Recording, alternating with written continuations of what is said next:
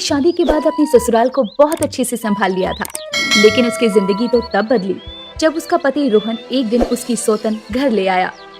आरती, इससे मिलो। यह है मेरी दूसरी पत्नी रेखा। मैं इससे बहुत प्यार करता था और हम दोनों ने शादी कर ली है। अब से ये हमारे साथ इस घर में रहेगी। रोहन जी, आप ऐसा कैसे कर सकते हो? आखिर क्या कमी रह गई थी मेरे प्यार में जो आपने मेरे जीते जी दूसरी शादी कर ली, मेरी सौतन को घर ले आए? आरती, तुम्हारे प्यार में कोई कमी नहीं है, लेकिन तुम इतनी सुंदर नहीं हो जितनी रेखा है, और इसलिए मैं अपने आप पर काबू नहीं रख पाया और इससे शादी कर ली। आपकी भूल कोई छोटी मोटी नहीं है जिसे मैं माफ कर दूं। अभी भी वक्त है, इसे घर वापस भेज दीजिए। हमारी बसी बसाई गृहस्थी में आग मत लगाइए। आरती की ये बात सुनकर रेखा चिढ़ जाती है और गुस्से में बोलती है, ओह हेलो, मैं कोई रास्ते से उठाया हुआ सामान नहीं हूँ जो जब मन किया मुझे घर से बाहर भेज दोगी। मैं इस घर में शादी करके आई हूँ। जितना हक तुम्हारा इस घर पर है ना, उतना ही मेरा भी है। कैसे हुआ तुम्हारा हक? तुम जानती हो ना कि पहली पत्नी से तलाक लिए बिना दूसरी शादी गैर कानूनी है और उसका कोई भी हक नहीं होता। लेकिन मैं तुम्हें एक बात बता दूं, मैं रोहन के बच्चे की माँ बनने वाली हूँ। जो सुख तुम नहीं दे सकी वो मैं देने वाली हूँ। इसीलिए ही रोहन जी ने मुझसे शादी की है। अपनी सौतन रेखा की ये बात सुनकर अब आरती का दिल पूरी तरह से टूट जाता है। उसे कुछ भी समझ नहीं आता कि अब वो क्या करे। इसके बाद आरती ये सोच लेती है कि अब वो इस घर में नहीं रुकेगी।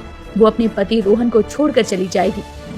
अपने स्वाभिमान के लिए मैंने अपने पति का घर तो छोड़ दिया, लेकिन मुझे कुछ भी समझ नहीं आ रहा कि अब मैं कहाँ जाऊंगी, कैसे रहूंगी।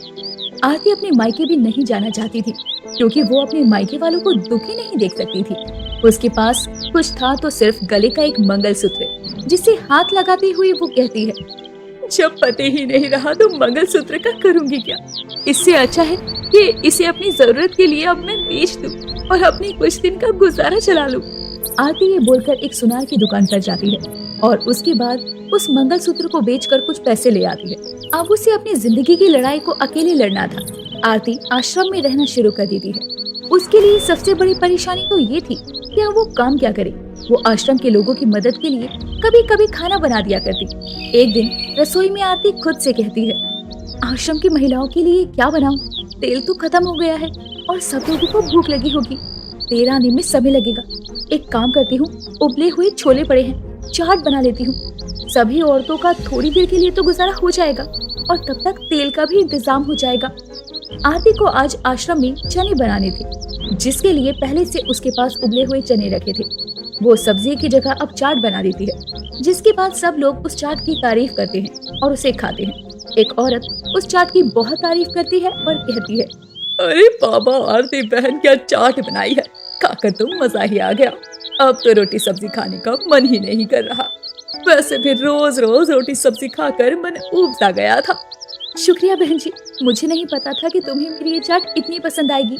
अब से मैं हर हफ्ते में एक बार चाट बना लिया करूंगी। अरे आरती बहन, मेरी मानो तो अब तुम चाट की ही दुकान खोल लो। आखिर कब तक आश्रम के भरोसे ही बैठोगी? आरती को उस औरत का सुझाया हुआ ख्याल अच्छा लगता है, जिसके बाद वो अपना मन बना लेती है कि अब से वो चाट बेचेगी। अगले दिन वो कई तरह के छोले उबाल कर ले जाती है और चाट बेचना शुरू करती है, लेकिन उसकी चाट की ज्यादा बिक्री नहीं होती। सुबह से अपनी चाट की दुकान खुली है, लेकिन कोई ग्राहक आ ही नहीं रहा। ऐसे कैसे चलेगा? आरती की सूरत उतर जाती है, जिसके बाद कुछ दिन ऐसे ही बीतते हैं। उसकी दुकान पर एक दो कस्टमर तो आ जाया करते, लेकिन फिर भी कमाई ज्यादा नहीं थी। एक दिन वो बाजार से लौट रही थी, तभी उसे एक सब्जी वाली की आवाज सुनाई देती है, मटर ले लो मटर, 20 रुपए किलो मटर ले लो मटर।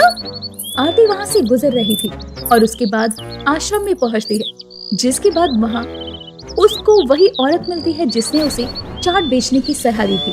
वो औरत उससे कहती है, अरे क्या हुआ आरती बहन, बड़ी मायूस नजर आ रही हो।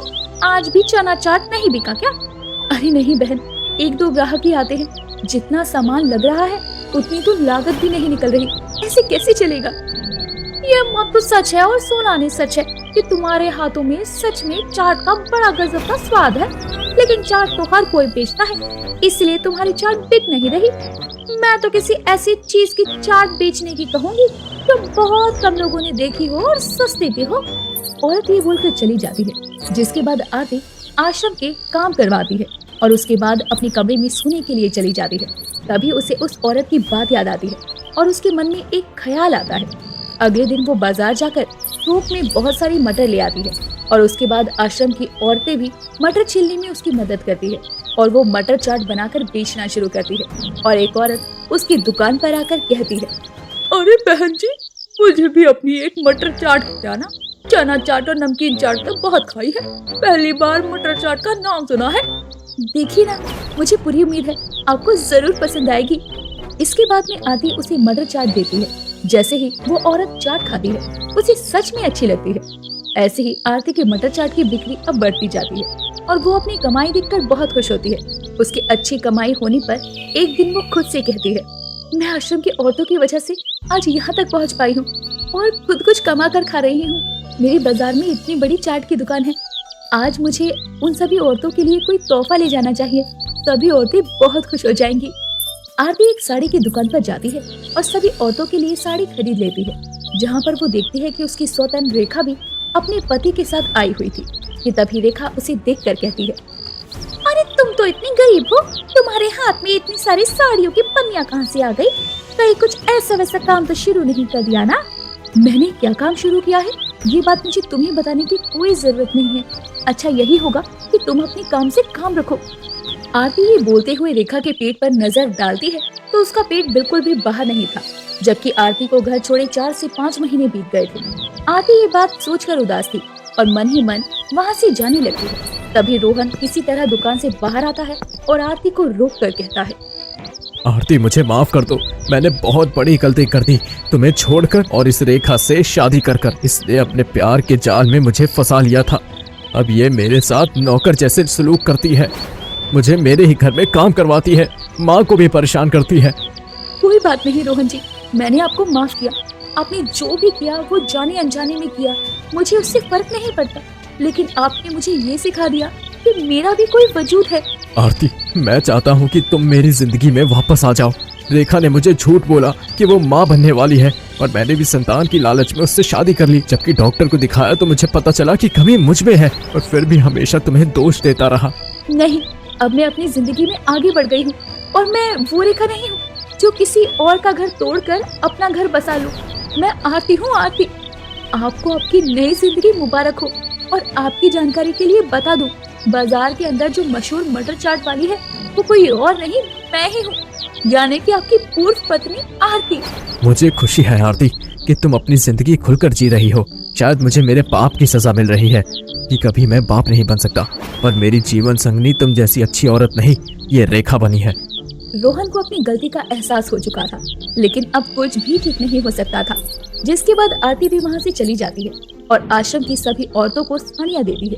ये सब देखकर सब बहुत खुश होती है। जिसके बाद आरती आश्रम में आकर सभी औरतों के लिए अपने हाथों से मटर चाट भी बनाती है और सबको खिलाती है। धीरे धीरे आरती की मटर चाट अपने इलाके में फेमस हो जाती है और वो कई ढाबों और रेस्टोरेंट पर भी अपनी मटर चाट सप्लाई करने लगती है और इस तरह गरीब मटर चाट वाली की किस्मत बदल जाती है।